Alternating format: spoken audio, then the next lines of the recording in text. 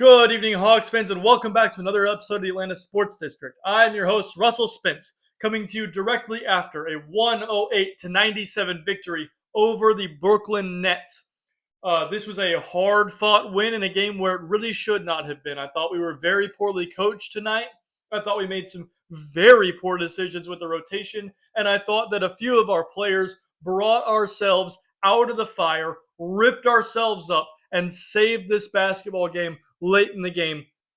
And honestly, it's not your usual suspects, and it's people that I'm very happy to see making such a positive impact and winning a game for us. I mean, tonight was a game that we easily could have lost. Again, as I said just last game, if we continue to make these dumb decisions, we will lose. And luckily, we didn't tonight. But again, this is one of the worst teams in basketball, sitting at a 17-49 record. The fact that we beat this team by just 9 tells us that some of the things that we've been doing, we may want to adjust. And so let's talk about a few of those things. First of all, we seem to be very dependent on the ball movement of Dyson Daniels. Dyson did not play tonight, and when he does not play, we have Naw, who's a minus passer, and CJ McCollum, who at this point in his career has proven to be a pretty minus passer, and Jalen. And for some reason, we were reluctant to run like 4 and 5 actions like pick and roll with Jalen and Onyeka and things like that. We were a little reluctant to do that tonight when Onyeka has been kind of the thing that's been helping getting the buck moving offensively. And so it really looked ugly sometimes. The ball movement was bad. It made Jalen kind of struggle to score. He had to really create his own shot, and he was being double teamed a lot tonight. And so when you're having to create your own shot and then they send 2, and you're as smart a player as Jalen, he got off the ball a lot. And that kind of stifled our offense, especially in the second and third quarters. And also, with that problem, we weren't able to create the way we usually do in our starting lineup. We also inserted Corey Kispert in the starting lineup, who really, really does not help that issue. And then we decided to continue playing the rotations that were biting us in the hind end so much last game. And we played Kuminga, who obviously we should be playing Kuminga. He's a very talented player, but that lended it to where you didn't have Mo. You were leaning a lot on Jock Landale, leaning a lot on Corey Kispert, leaning a lot on Gabe Vincent, and it did not look pretty for 3 quarters, especially offensively. They were throwing a lot of looks at us that were giving us troubles. And at the end of the day, I do look at it and say, Jordi Fernandez is a very, very good coach. He knew exactly what would give us fits, and he did it over and over and over again. He refused to let us get in the actions we wanted to. He knew what he should do as a coach to give his team the best opportunity to win. Now, their roster is very bad, especially, they are injured out the wazoo. I don't know if it's tanking. I don't know what it is, but they have a lot of people on the injury report, and they were still able to stay in this game using some really wonderful defensive mechanisms that they were able to throw at us, mainly that heavy blitz of Jalen. If he was coming off a screen, or if he was looking like he was going to attack, if he put a dribble down on the floor at all, they sent 2 every single time, knowing that we didn't really have the ball handlers and creators and passers to effectively punish that kind of coverage. So in my opinion, when that's happening, you have a few options. One, you can get the ball out of Jalen's hands, and as I said last game, make him the screener. But then you again have to trust a passer as much as you trust Jalen, and that's where usually Dyson comes into play. But tonight there was no Dyson. So what do you do when you don't have that second passer that you feel like you can trust to put the ball in their hands? Well, there's again a few options. You can play the grit and grind game, like Boston, has done this a little bit. Miami does this a lot, especially this year. Where like we know we can't really run pick and rolls. We know we really aren't that skilled. But what we also know, beyond a shadow of a doubt, is that we will crash the glass and we will force you to, be in a bully ball kind of situation. And that's what we did late. The adjustment we did in the fourth quarter was Zach was getting every offensive rebound. We subbed in Mo instead of Landale at the 5, and he was getting offensive rebounds. We had Kuminga crashing the glass. We even saw like CJ McCollum and Gabe Vincent starting to crash the glass. When you made that adjustment of saying, like, we're just going to out athlete you and we're going to go to the rim and take the ball away and we're going to attack like none other. We don't care if you send two. We don't care because we are going to berate the rim. When that happened, that was the catalyst for us moving forward and taking advantage of, a depleted roster, but also winning this game using a tactical advantage we had. Now, my issue with what I just described is that we have that tactical advantage every single game. And the analogy I use a lot of times is a pitching staff in baseball.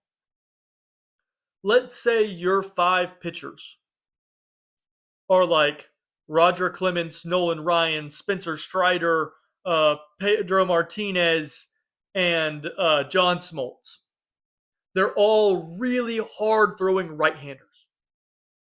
And then you say, well, we need a good offsetting dunk ball and lefty to throw out there and to offset so that nobody's seeing 3 hard throwing right-handers in a row.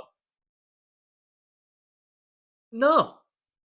If you have 5 great starters, play 5 great starters, right? Pitch 5 great starters. That's the way you should be in baseball. You shouldn't worry about, well, I got to go right, left, or whatever the case may be. No, I do not care.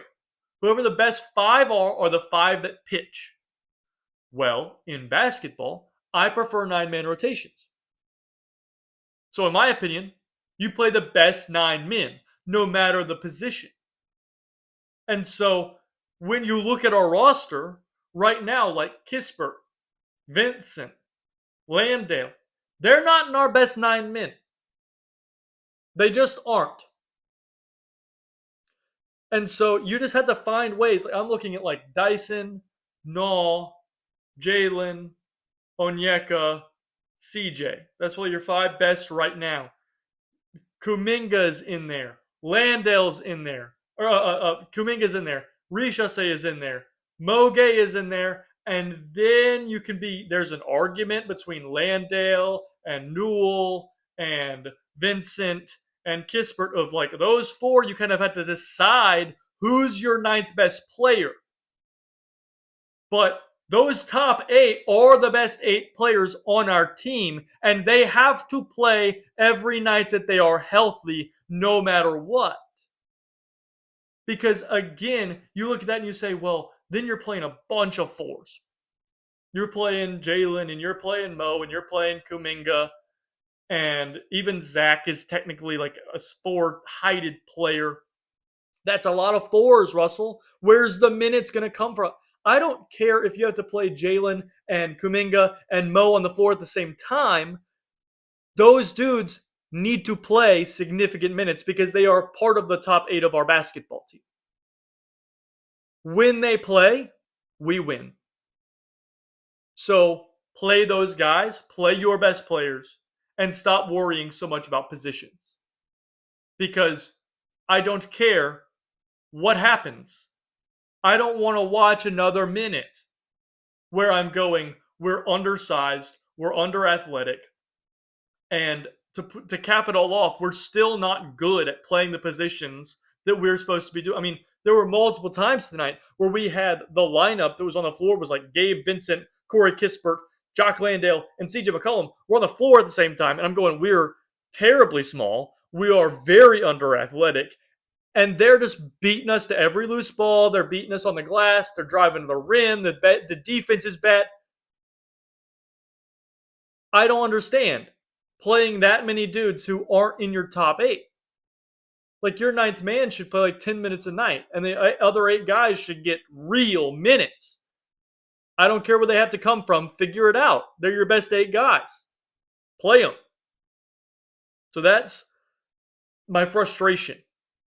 Defensively, we were pretty good. But this team's also very bad and is missing like 5 of their top 7 players. So if we weren't good tonight, I would be surprised by the numbers. But truly, we could have been miraculous defensively. And we'll talk about it in the player-by-player section, what I think we could have done to make that miraculous turn happen. But I feel like anyone who's watched the podcast probably knows a couple of things I'm going to say. So, moving to that player-by-player section, we are going to start with one Mohamed Gay. So Mo played 5 minutes, all at the end of the third quarter and at the start of the fourth quarter. He had 4 points on 1 shot. It was a dunk. He had 1 rebound, no assists, no turnovers, 2 steals in 5 minutes. Finished +2. He was the catalyst. When he came in the game, the energy turned up, and we had a big run. Now, his numbers are a little skewed because he played the final 8 seconds of the third quarter, and they made a 3 on their last possession. So he started his time -3, and then he stayed in the game, and the last thing that happened before he came out was they made a 3. And so really that was like a -6, and for the rest of his time he was +8, and he really helped us in order to like really get the energy flowing. It was my main thing. We really got a lot more energized in his minutes. And we had a period of time while he was on the floor where we were 4 out of 5 possessions. We caused a live ball turnover that got points on the other end of the basketball court. 4 out of 5 possessions in a row. That to me is, like, again, we could have held him to like 60 points if Mo Gay had played the kind of minutes he deserves to play. So figure it out. Let's hold a team to 60. That sounds fun. We will blow a team out by 40. I would enjoy that. But instead, one of the worst basketball teams I've ever seen. I mean, they played Tyson Etienne like 30 minutes. He was awful. And they scored 97 points and could have won the game. That's unacceptable. The defense has got to be better. And Mo is part of that. You didn't have Dyson tonight, and you didn't play Mo. He's the only other guy that can give similar kind of defensive value to Dyson Daniels. What are we doing here? Again, figure it out. It's not that hard. Now, moving on, we are going to talk about Jock Landale. Jock played 13 minutes. He had 4 points on 2 of 5 shooting, 0 of 1 from 3. Not great efficiency there from a center. Scored the same amount of points in more than double the minutes. He had 2 rebounds in more than double the minutes. That's a little bit double the rebound numbers. He had a turnover and 2 fouls. He had no steals and no blocks. So in more than double the minutes, created a lot less havoc defensively and finished +3. That again is a little skewed because, as we're going to get to in just a second, 2 other players were miraculous off of our bench tonight. And he kind of benefited from their wonderful play. And so he finishes +3 when really he had quite the negative value, played really poor again tonight. And as I've said, I would be giving those minutes to Mo. And only time Jock will be playing is if like we're playing a big backup center. If we need that size. Because he's just not playing up to snuff right now. He's a good player. He's a good third center. But he's not playing up to snuff over the last like 4 games. So I know a player who has been. And he needs to play more. So minutes got to come from somewhere. Maybe they come from Jock. Moving on. We are going to talk about Jonathan Kuminga. So Jonathan Kuminga had a not great game. But coming off injury. It's a little bit understandable. He had 19 points, or 19 minutes, 2 points, 0 of 4 from the field, didn't shoot a three, had 9 rebounds and 2 assists with 2 turnovers. So he did do some things well. The defense was fine. He didn't have a steal or a block, but there was no, glaring, misgivings on the defensive end. But he did finish minus 11. The offense was clunky with him out there tonight, but a lot of it, I think, was just he wasn't aggressive. I don't think the leg's feeling well. You could tell it. He didn't look super explosive out there. And to say that about Jonathan Kuminga means he's not feeling well because he's an extremely explosive athlete. So let's hope he continues to get healthy. We've got, a little bit of time between games right now. We don't have any back-to-backs coming up. So let's get him healthy. Let's get him back, being his truly insanely athletic self. And I think tonight was more of an outlier than the rule. Moving on, we're going to talk about Gabe Vincent. So Gabe played 19 minutes. He had 6 points on 2 of 4 shooting, 2 of 4 from 3. 3 rebounds, 2 assists, did not turn the ball over, did not record a foul. Had a steal and was plus 10. He was hounding their guards. And this is the kind of team where I say, like, if you don't have a backup guard that Gabe needs to guard, I've talked about that in previous episodes, then he loses some value unless he is able to, like, demolish everything they do. And that's what he did tonight. He was killing every action. They could not screen him. They could not get around him. He was a madman. And again, it's Tyson Etienne and Ben Saraf. I don't think that's going to be what he does to everybody. But he did it tonight, and that was really, really helpful. And so again, if there's an opportunity for him to do something like that or him to guard like a really, really good bench guard, I like playing him a good bit of minutes. If the opportunity's not there, I don't love it because the offense isn't wonderful. But he didn't turn the ball over tonight and, made a couple of shots, helped the ball move some. So that was all good. And again, the defense was fantastic and it led him to be plus 10. Another one of those, I said, kind of really, really great things that helped the rest of the bench's numbers not look so bad. Moving on, we're going to talk about the last guy off the bench, Zachary Richase. He played 31 minutes. He had 19 points on 6 of 12 shooting, 3 of 5 from 3, 9 rebounds, 1 assist, 2 blocks, and a steal, and finished plus 17, which was a game best. Zachary Richase was a man amongst boys tonight. He was fantastic.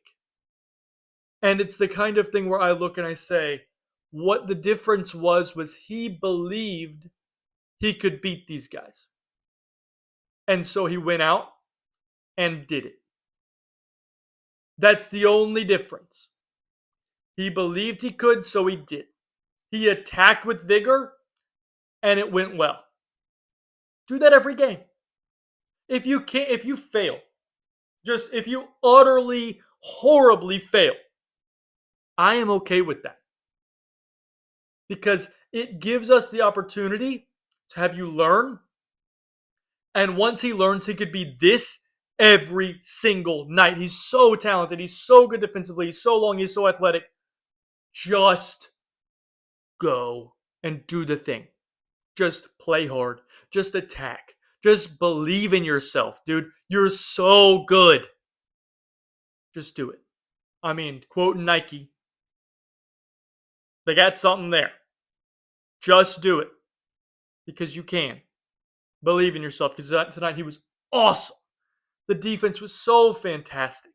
And again, the aggression, like going to the rim to dunk the ball. Saying like, I am going to dunk this or you are going to foul me. And they did.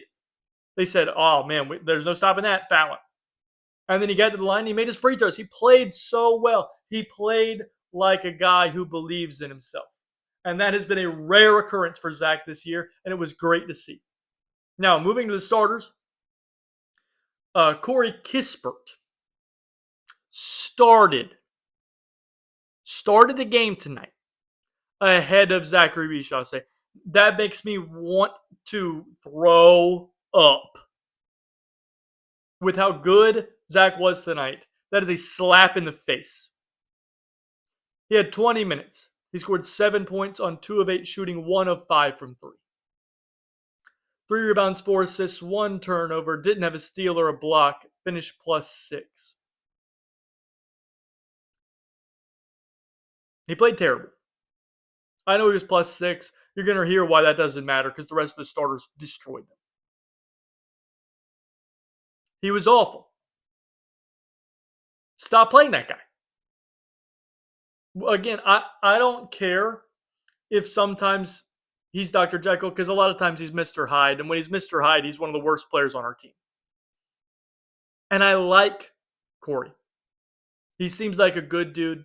I loved him coming out of Gonzaga. But if he's not going to be a good defender like he was when he was coming out of school, you can't play him. Ever. So let's figure it out. Let's play the guys who play well. And don't start guys who have been playing really bad. Seems like a simple thing to do, but we seem to have trouble doing that. Moving on, we're going to talk about CJ McCollum. CJ also played really bad. He had 30 minutes, 14 points on 6 of 7, shooting 0 of 7 from 3.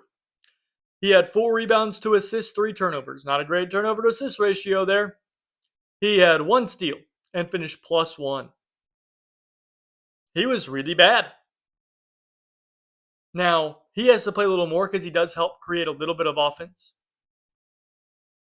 But if he's looking that bad and Zach's looking that good, maybe he don't need to play no 30 minutes. Maybe Zach needs to be playing 35. That's my thoughts. Moving on, we're going to talk about Onyeka Okongwu. So Onyeka played 30 minutes. He had 13 points on 4 of 10 shooting, 0 of 3 from 3. He had 5 of 7 from the free throw line, which is a pretty good number. 9 rebounds, 2 steals, 4 blocks, and finished +6. Defensively, menace.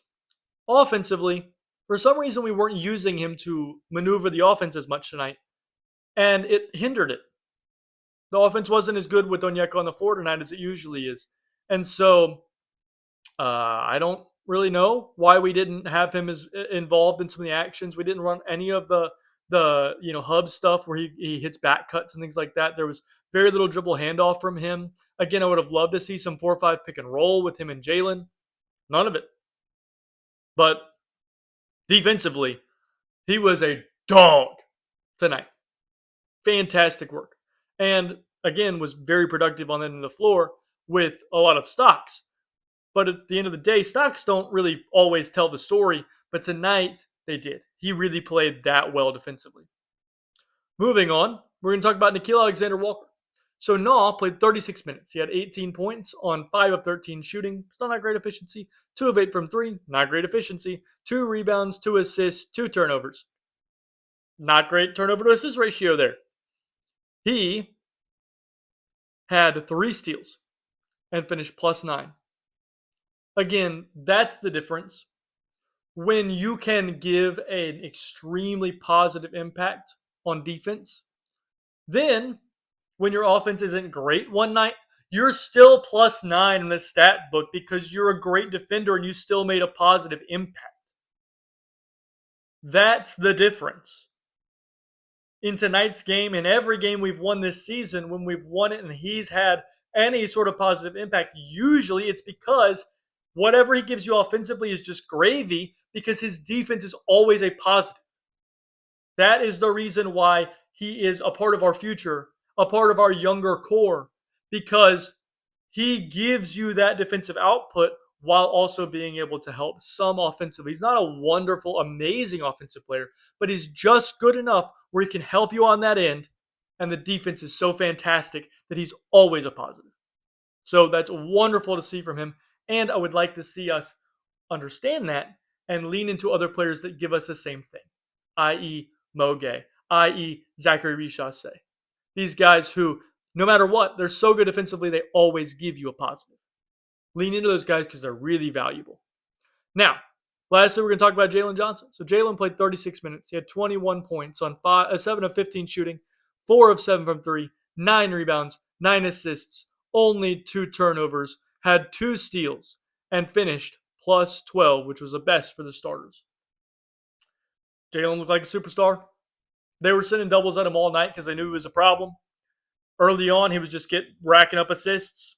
And then once we kind of played that bully ball mentality at the end of the game, he took over and helped us win it late. I would like to see more Jalen and Kuminga minutes. They haven't been super wonderful as of late, but they have been interesting.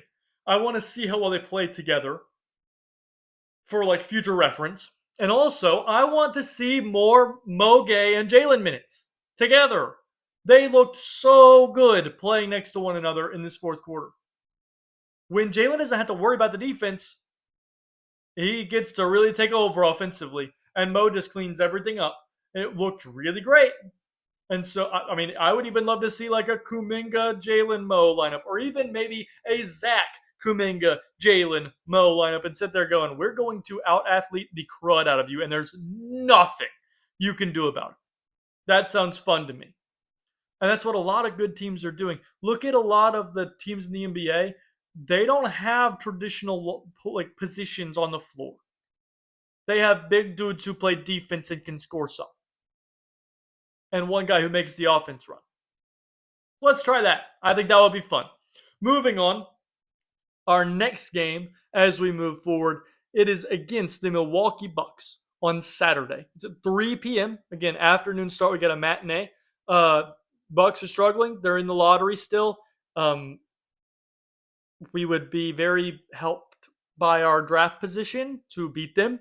So let's hope that Dyson's healthy. Let's hope Kuminga's feeling better. Let's hope we play better rotations than we've been playing because the Bucks aren't a joke of a team. They'll beat you if you give them the opportunity. So let's not do that.